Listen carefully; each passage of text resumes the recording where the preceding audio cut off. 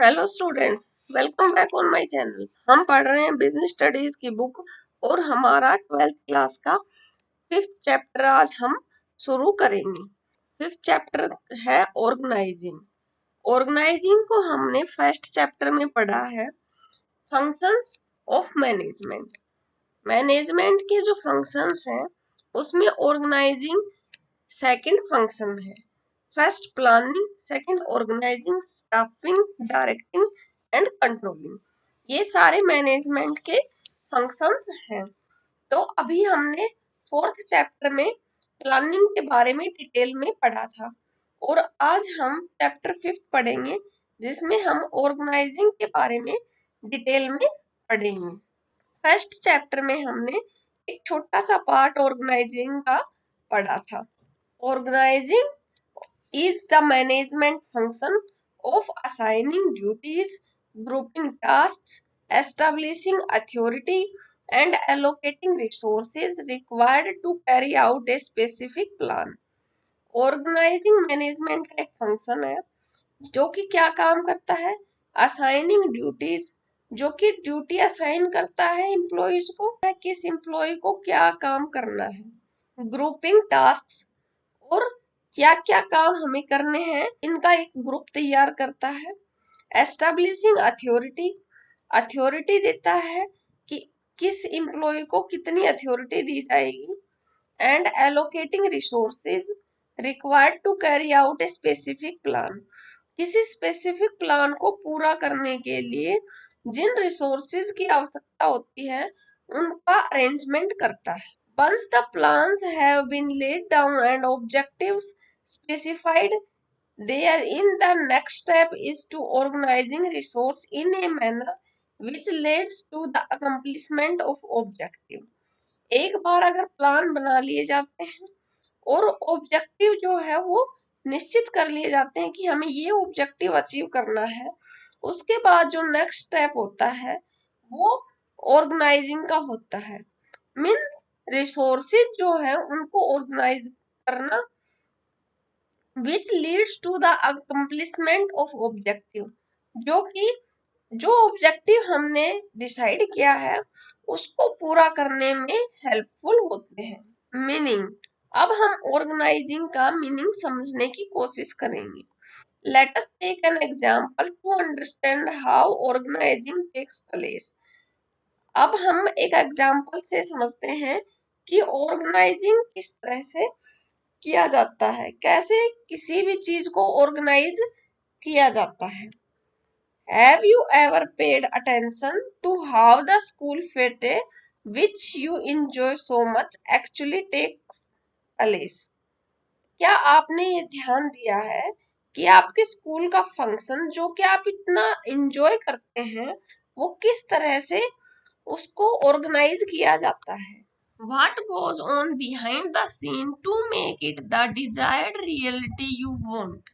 जो फंक्शन आपने प्लान किया था, आपकी इच्छा थी किसी तरह से रियलिटी में उसको प्रस्तुत किया जाए, तो उसके पीछे जो है जो क्या क्या एक्शंस लिए गए वो क्या है, क्या आप इसके बारे में जानते हैं।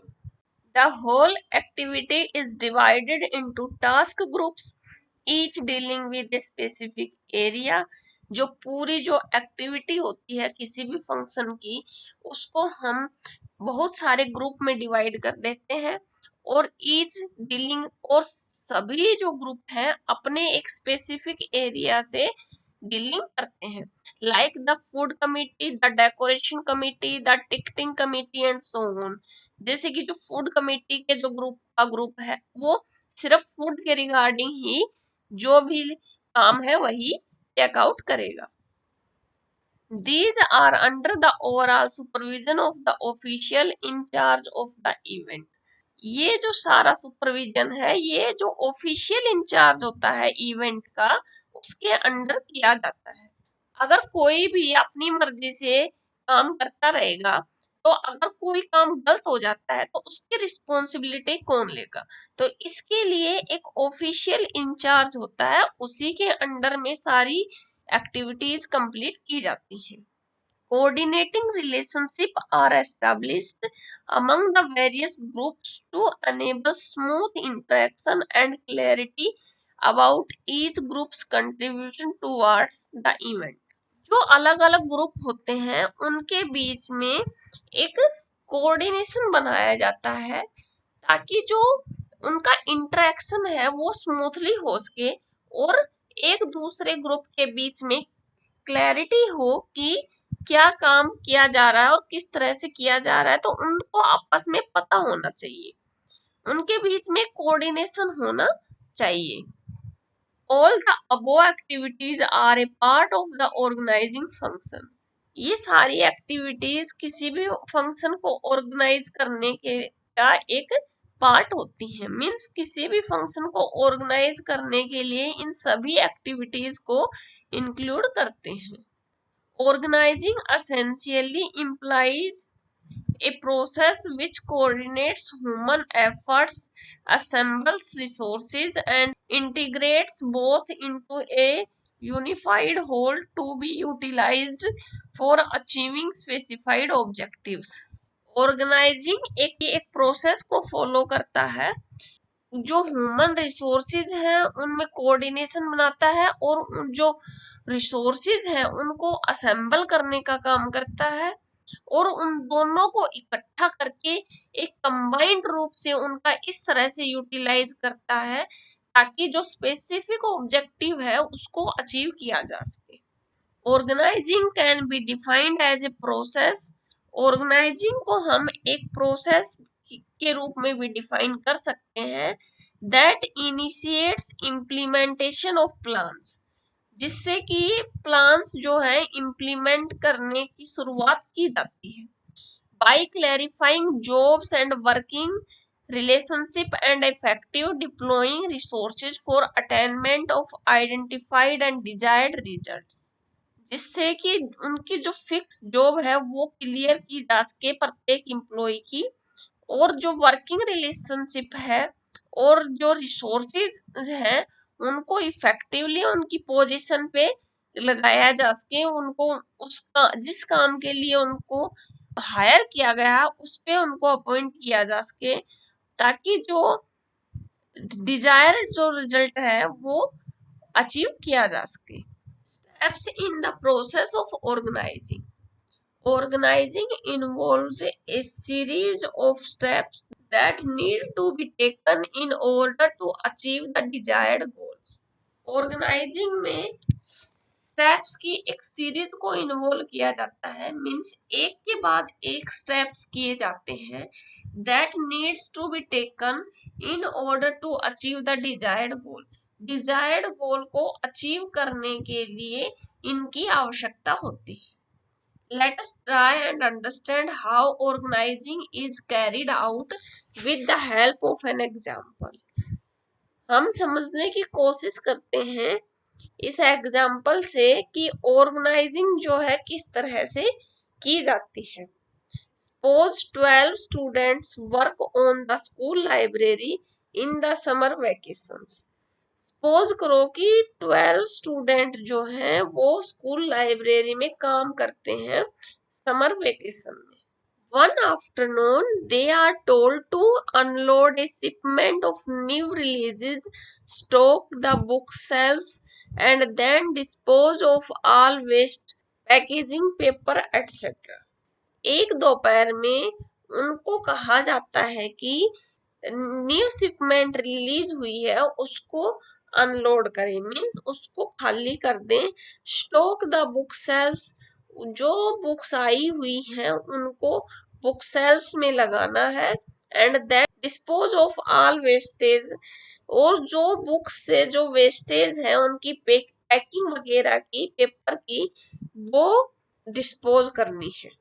If all the students decide to do it in their own way, it will result in mass confusion. अगर सभी स्टूडेंट्स डिसाइड करते कि वो इस काम को अपने तरीके से करेंगे तो रिजल्ट जो है वो क्या निकलता कि उनके बीच में कंफ्यूजन हो जाता, क्योंकि किसी के दिमाग में कोई काम करने का अलग तरीका होता है और किसी के माइंड में अलग तरीका होता है।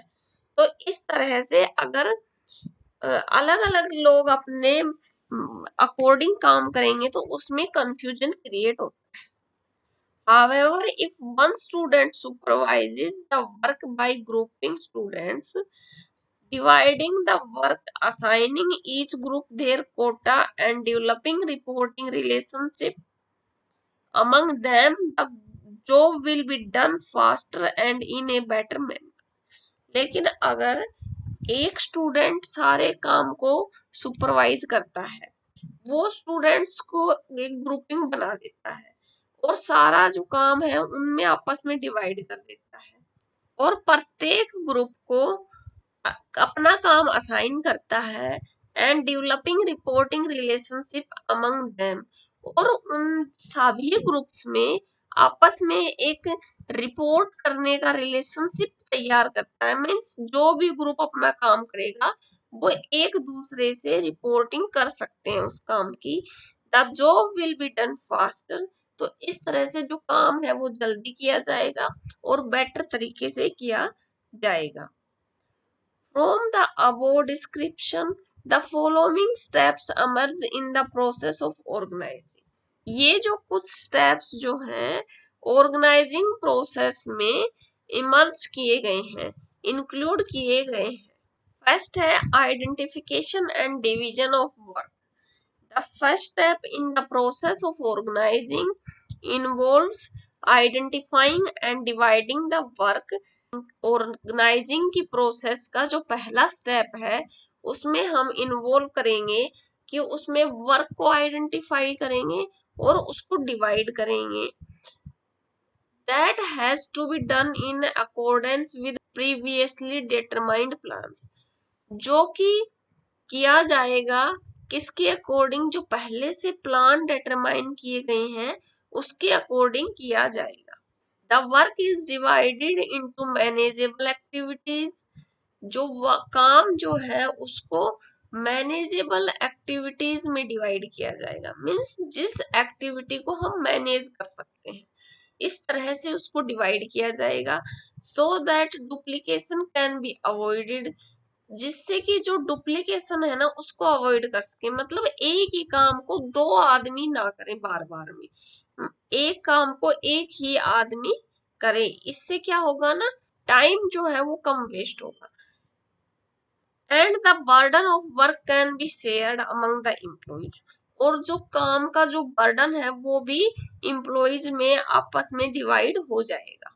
सेकंड जो स्टेप है ऑर्गेनाइजिंग प्रोसेस का वो है डिपार्टमेंटलाइजेशन।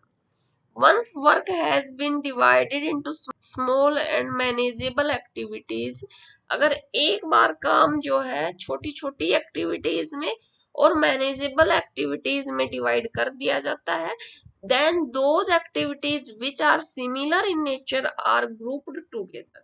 उसके बाद जो एक्टिविटीज एक जैसी हैं, एक जैसा जो काम है उसको इकट्ठा किया जाता है, उनको एक ग्रुप में इकट्ठा किया जाता है। Such sets facilitate specialization. ये जो ग्रुप होंगे, ये जो सेट बनाए जाएंगे इसको स्पेशलाइजेशन कह सकते हैं। The group process is called departmentalisation. जो ग्रुप की जो प्रोसेस है, ग्रुपिंग में जो इंप्लॉयज को डिवाइड किया गया है उसको हम डिपार्टमेंटलाइजेशन भी कहेंगे। Departments can be created using several criteria as a basis. जो क्राइटेरिया होता है अलग अलग डिपार्टमेंट के बनाने का, उनके बेस पे डिपार्टमेंट्स बनाए जा सकते हैं। Examples of some of the most popular used basis are territory. जो मोस्ट पॉपुलर जो बेस है डिपार्टमेंट बनाने का वो क्या है, टेरिटरी। बाउंड्री होती है किसी भी जगह की, उसके बेस पे डिपार्टमेंट्स बनाए जाते हैं।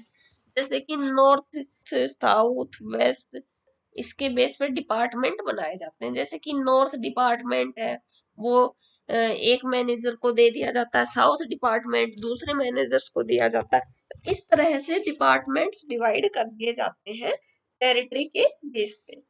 And products, appliances, cloth, cosmetics, या फिर जैसे कि कोई कंपनी है उसमें अप्लायंसेस भी बनते हैं, क्लॉथ्स भी, कॉस्मेटिक्स भी, तो प्रोडक्ट के बेस पे भी डिपार्टमेंट डिवाइड किए जा सकते हैं। थर्ड जो स्टेप है ऑर्गेनाइजिंग प्रोसेस का, वो है assignment of duty. It is necessary to define the work of different job positions and accordingly allocate work to various employees. अलग अलग जॉब पोजीशंस के वर्क को डिफाइन करना बहुत ही आवश्यक है and accordingly allocate work to various employees, और उसके अकॉर्डिंग जो एम्प्लॉइज हैं उनको उनका काम एलोकेट करना, उनका काम उनको देना। Once departments have been formed, such of them is placed under the charge of an individual. अगर एक बार डिपार्टमेंट बना दिए जाते हैं, इंडिविजुअल जो एम्प्लॉय होता है जो कि सीनियर पोस्ट पे है, उसके अंडर और दूसरे जो एम्प्लॉयज हैं जो जूनियर हैं उनको उनके उसके नीचे पोजीशन दे दी जाती है। Jobs are then allocated to the members of each department in accordance to their skills and competencies. Jobs जो हैं वो एम्प्लॉयज को इस बेस पर एलोकेट की जाती हैं कि उनकी क्या स्किल है और उनकी क्या क्षमताएं हैं उस एम्प्लॉय की, क्या वो एम्प्लॉय उस काम को करने में कैपेबल है कि नहीं, उसके बेस पर उनको अलग अलग डिपार्टमेंट में अलग अलग पोजीशन पर उनको अपॉइंट किया जाता है। It is essential for effective performance that A proper match is made between the nature of A job and the ability of an individual. यह आवश्यक है, अच्छी परफॉर्मेंस के लिए यह आवश्यक है कि एक प्रॉपर मैच बनाया जाए किसके बीच में, जो जॉब है, जॉब का क्या नेचर है उसके बीच में, और एक इंडिविजुअल पर्सन की क्या एबिलिटी है, मींस कि जिस एम्प्लॉय की जो एबिलिटी है उसको उसके अकॉर्डिंग ही जॉब असाइन करनी होती है। The work must be assigned to those who are best fitted to perform it well. जो वर्क जो है उन्हीं को असाइन किया जाना चाहिए जो कि उस काम को करने के लिए परफेक्ट है। Fourth is establishing authority and reporting relationship. Merely allocating work is not enough. सिर्फ वर्क को एलोकेट कर देना एनफ नहीं होता है।